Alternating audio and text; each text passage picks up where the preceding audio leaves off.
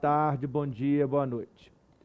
Na sequência nossa, nós paramos na possibilidade de delegação, na análise do Brasil. Brasil, tá? Então vamos lá para o final da repartição horizontal de competência e para a possibilidade de delegação. Bom, como é que é? Olha, como eu disse na aula passada, o artigo 22 traz lá as competências privativas da União legislativas, mas traz realmente, no final dele, tá, uma possibilidade de delegação da União para os Estados, dessas competências aí do artigo 22.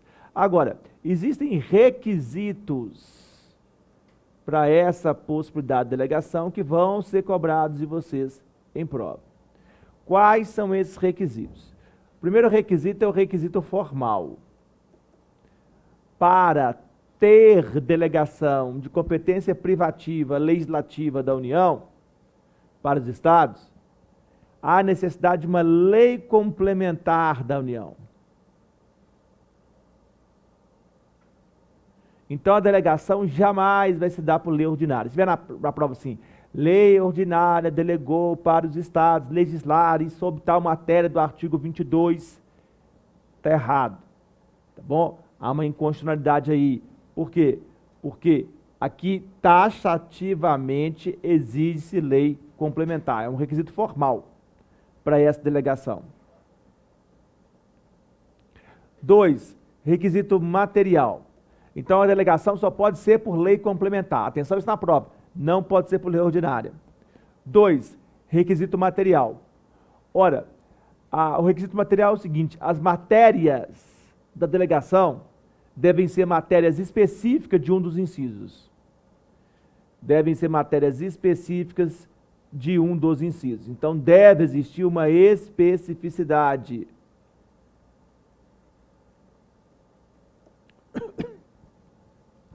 E aqui é interessante também lembrar que os estados aqui têm que respeitar a delegação. A delegação pode ter parâmetros, tá? Então, deve ser uma matéria específica de um dos incisos, ou seja, deve existir especificidade aqui para a delegação, e parâmetros devem ser respeitados pelos estados. Se existirem esses parâmetros, claro, tá? Lembre disso na prova. Então, a delegação, gente, por lei complementar da União, não pode ser assim, lei complementar da União delega para os estados legislar sobre o inciso 1 do artigo 22. Gente, o inciso 1 é o mundo. Literalmente, o inciso 1 é direito civil, penal, processual civil, processual penal, direito do trabalho, direito eleitoral. Já pensou se fosse assim? Delega de forma ampla para o inciso 1. Aí os estados iam fazer Código Civil, Código Penal, Código do Trabalho, Código de Processo Civil, de processo Penal. Pelo amor de Deus. Então tem que ser uma matéria específica de um dos incisos. Tá? Então é assim, lei complementar da União delega para os estados legislar sobre fundo de garantia por tempo de serviço. Direito de trabalho. Salário mínimo. Direito de trabalho. Tá? Inelegibilidades, direito penal. Posse de propriedade, direito civil. Então é nesse sentido que a delegação tem que se desenvolver. Né? Falência, direito empresarial. Ou seja, com uma especificação sobre, né, o que vai ser delegado. Tem que ter esse tipo de especificidade. E se tiver parâmetros para delegação, o Estado tem que respeitar os parâmetros da lei complementar para a produção legislativa. Bom, e 3. 3 aqui é o requisito implícito. É o requisito implícito da isonomia. Por que nós chamamos de requisito implícito? Porque está implícito no artigo 22, não está explícito nele. Tá? E esse requisito da isonomia está no artigo 19, inciso 3. Como é que é esse requisito implícito da isonomia? Não está explícito no 22, mas está explícito, está em outro lugar da Constituição, que é o 19, inciso 3. Então, para o 22 está implícito lá. O quê? A isonomia. Perfeito? Então, o requisito implícito da isonomia não está escrito no 22, por isso que a gente chama de implícito. E é o requisito da isonomia nos termos do artigo lá 19, inciso 3. Que diz o quê? O que diz? Ora, diz que é vedado à União, Estados, municípios e DF criarem preferências entre si. O que significa isso? Significa, no 19, inciso 3 da Constituição, que tem que existir uma homogeneidade federativa, ou seja, um ente não pode discriminar de forma desarrazoada, de forma arbitrária, de forma absurda, outro ente. Igual você não pode discriminar ele, ela, tá? Os entes também não podem discriminar. É o requisito da isonomia. Perfeito? Ele desenvolve aqui, ó, um princípio da homogeneidade federativa. Princípio da homogeneidade federativa.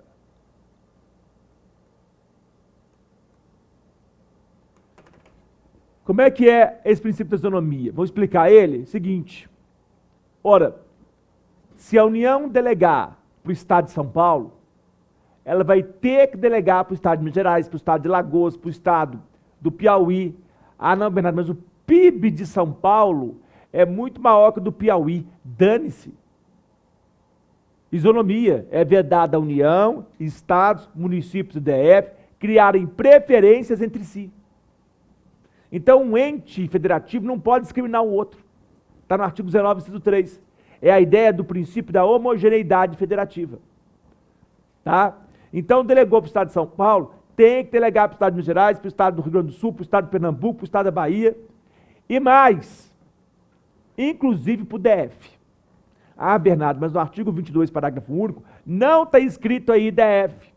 Está escrito lei complementar poderá delegar aos estados. Pois é, não está escrito DF no artigo 22, parágrafo único. Mas o 32 que nós vimos na passada, no parágrafo 1º, está dizendo lá que ao DF são reservadas as competências legislativas de quem?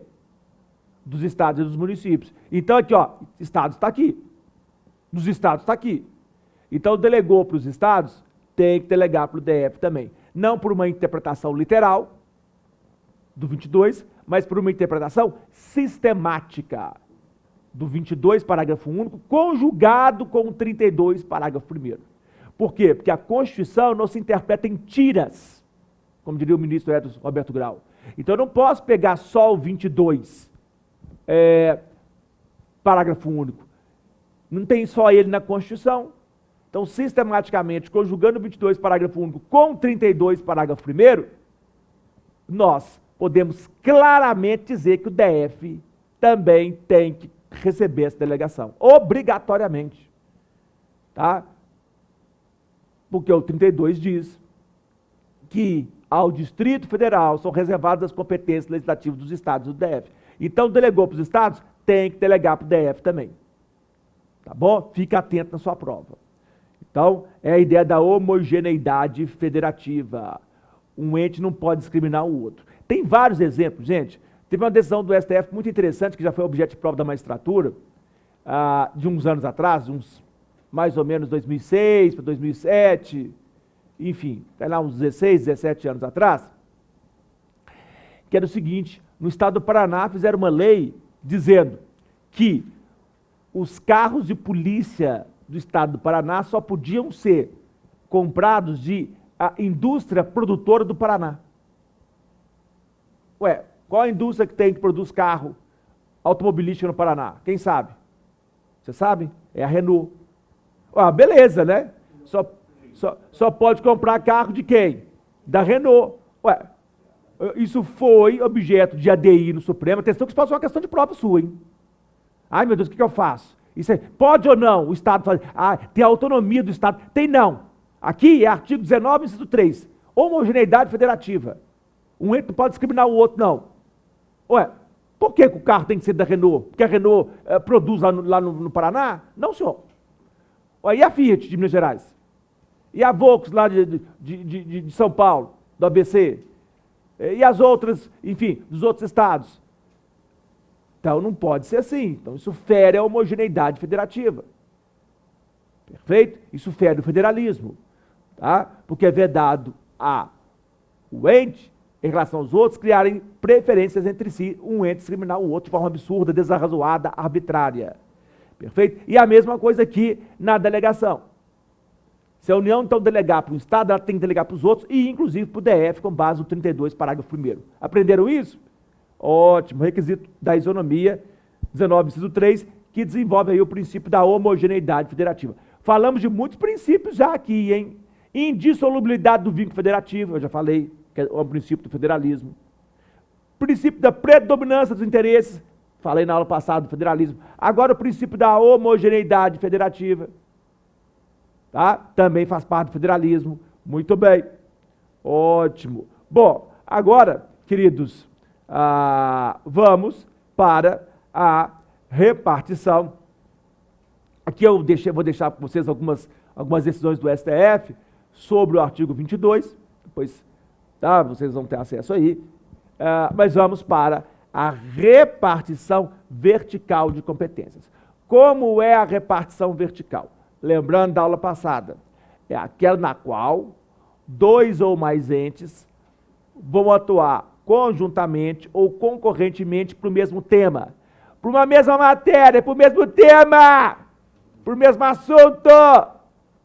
Tá? Então essa é a repartição vertical, aquela em que a união faz a força, que juntos chegaremos lá, que nós vamos empreender esforços comuns para atingir objetivos comuns.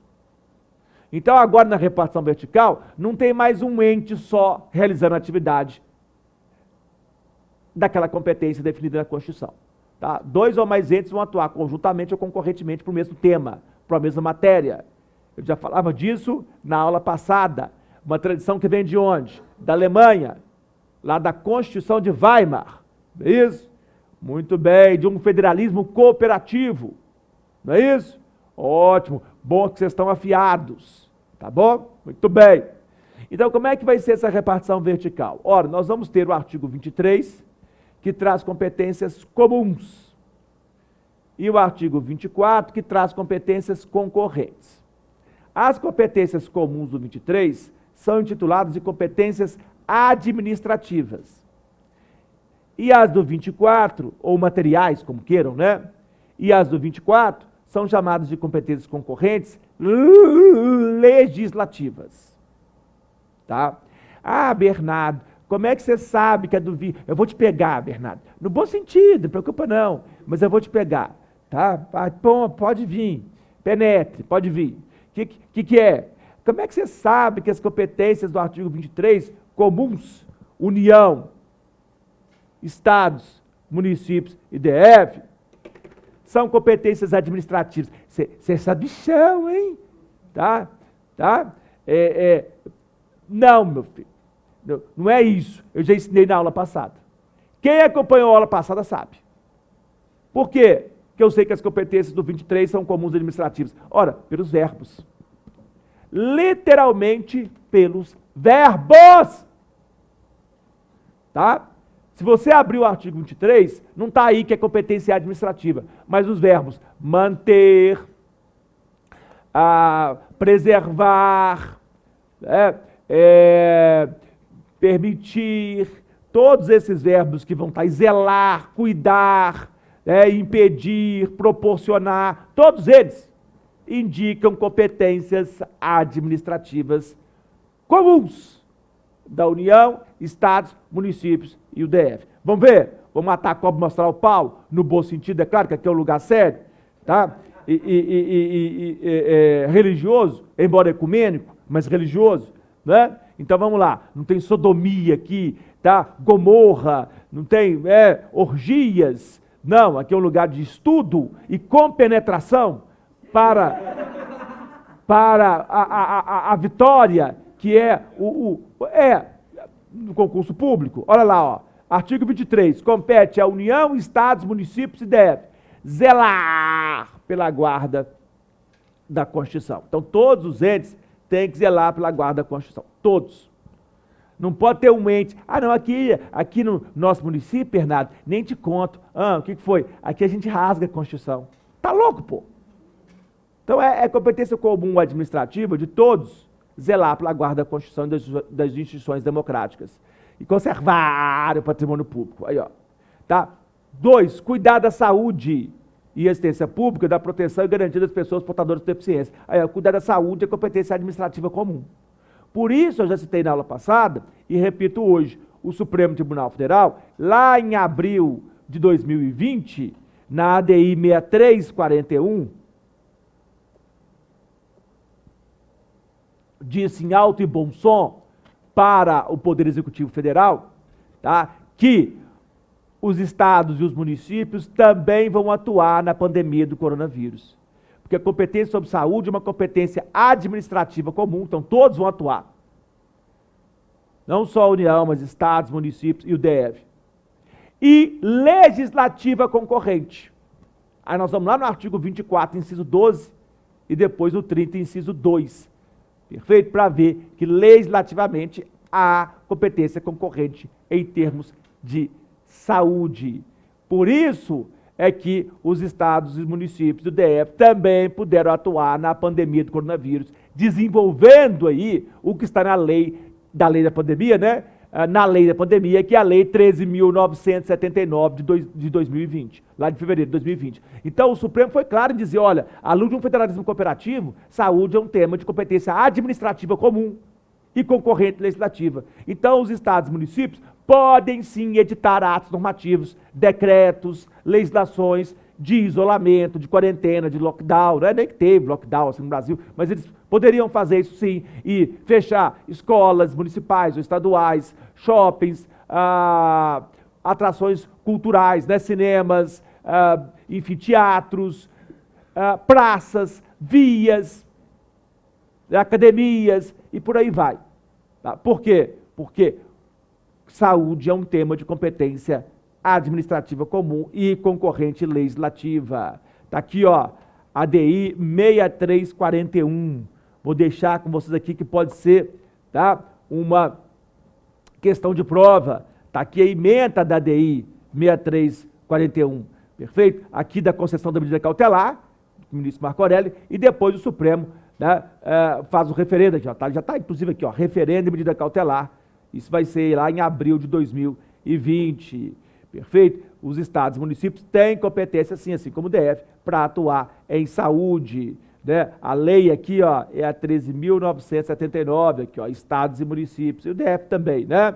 Muito bem, para tomar medidas aí sanitárias no combate aí à pandemia aí do coronavírus. Pensando, inclusive, na ideia do Sistema Único de Saúde, né? No qual englobam aí a União, estados, municípios e DF. Muito bem, que é um sistema único, inclusive. Perfeito? Tá? Preservada a atribuição de cada esfera de governo. Tá? Muito bem. Ok? Muito bem. Bom, não só a saúde, aqui, ó. 3, proteger os documentos, as obras e os outros bens de valor histórico, artístico e cultural. Impedir a evasão, destruição, descaracterização de obras de arte e outros bens de valor histórico, artístico e cultural. Proporcionar os meios de acesso à cultura, à educação, ciência, tecnologia, pesquisa e inovação. Isso veio com a emenda 85, né, de 2015. Ciência, tecnologia, pesquisa e inovação. É atuação administrativa comum. Não é só a União que atua em termos de políticas públicas para a ciência, tecnologia, pesquisa e inovação, não. Proteger o meio ambiente é atuação administrativa comum, gente. Ainda bem, né? Olha o tamanho do Brasil, pô. Já pensou se fosse só a União? Tá? Combater a poluição também é uma atuação comum em qualquer de suas obras. Preservar as florestas, a fauna e a flora, atuação comum. Perfeito? Então, combater as causas da pobreza, os fatores de marginalização. Muito bem. Nós temos aí uma série de registrar, acompanhar e fiscalizar as concessões de direitos de pesquisa e exploração de recursos hídricos, minerais em seu território. Perfeito? Muito bem, estabelecer e implementar política de educação para a segurança de trânsito também. Enfim, nós vimos aí as principais atribuições administrativas comuns de União, Estados, Municípios, DF. Perfeito? Agora, tem um problema aqui. Houston have a problem, em inglês. Tá? Em Houston nós temos um problema. Isso é a questão da NASA, não é isso? Muito interessante, né? Qual é? Interessante que as naves espaciais saem do Cabo Canaveral, né? Lá na Flórida. Mas a base da NASA está em Houston, no Texas, né? Então você vê que tem aí toda uma questão interessantíssima de análise. Claro, isso aí, quando você, né, já tiver sido aprovado no concurso público, né, porque isso vai cair no seu concurso, aí você pode analisar isso com mais calma, né? Mas por enquanto não, tá? Por enquanto vamos nos ater aqui às provas de concurso, que não vai cair isso. Mas é uma peculiaridade, né? Enfim, de onde que a nave sai e onde que a base da NASA está. Bom, por que eu estou dizendo isso? Que em Houston temos um problema. Por quê? Porque a atuação administrativa comum, perfeito, está aqui no 23, competências comuns administrativas ou materiais. Agora, nós vamos ter um princípio aqui muito importante para evitar uma malandragem, que é a seguinte: pode ocorrer doente dizer, não, eu sabia que a competência era administrativa comum, eu conheço a Constituição, eu sabia que eu tinha que atuar administrativamente, só que eu não sabia que eu tinha que atuar justamente naquela questão, X. Eu não sabia que era eu, não. Eu sei que a atuação administrativa é comum, só que eu não sei que era eu que tinha que atuar, eu achei que era o outro ente que tinha que atuar aqui com os agentes dele. Olha, gente, sabe aquela coisa, né, do pai e da mãe que combinam com os irmãos que moram no mesmo quarto, ó, cada dia um arruma a cama e o quarto. Aí um belo dia o pai e a mãe chegam à noite do trabalho, vão lá no quarto e o quarto está todo desarrumado. Cama, o quarto. Aí os filhos chegam, mas o que aconteceu que vocês arrumaram hoje? Aí, né, um malandramente diz, não, eu achei que era ele hoje. Aí o outro, não, eu achei que era ele. Sabe aquela história que um deixa para um, o outro deixa para o outro e ninguém faz? Sabe? Pois é. Então, para evitar essa história de um julgar para o outro julgar para um e ninguém fazer, que veio esse princípio. Então, vamos dar uma olhada aqui no princípio da cooperação. Aí, ó, mais um princípio, além da indissolubilidade do vínculo federativo, da predominância dos interesses, da homogeneidade federativa, vamos por quarto princípio do federalismo, que é o princípio da cooperação. Esse princípio é para evitar esse tipo de malandragem entre os entes nas competências administrativas do artigo 23. Tá? Esse princípio está no parágrafo único